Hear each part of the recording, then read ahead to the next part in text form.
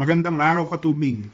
Ito naman po ay isang introduction at demo na ating On The Move app.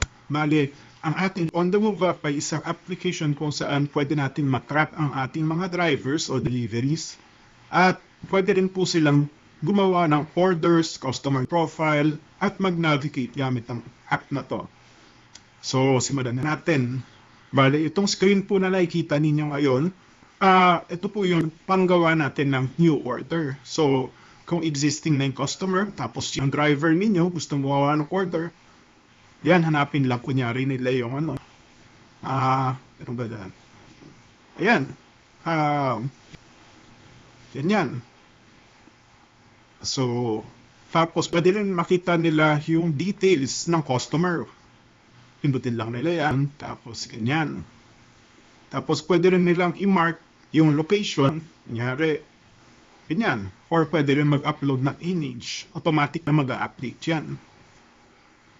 Tapos, pili lang sila ng product menu. Then, automatic lang punta sa cart yun. Yan. O kaya naman gusto lang gumawa ng bagong customer profile. Yan, filapan nyo lang po yan, tapos create. Kapag ang tawag dito, gusto naman ng driver ninyo makita yung mga orders na kailangan niya i-deliver, punta lang po siya dyan, pindutin niya yun. Tapos, ayan, naka-in-transit sa kanya. Kunyari, gusto niyang mag-GPA, mag-navigate dahil hindi niya alam kung saan pupuntahan or paano. Kunyari, bago siya. Pindutin lang po ito. Tapos lalabas po ang Google Map automatically. Ayan. Ayan po. Tapos, balik lang po siya. Dito. Kapag bayad na, pwede na siyang i-set as delivered. Kunyari, ayan. Kung anong pambayad, kunyari, nagbayad siya ng cash.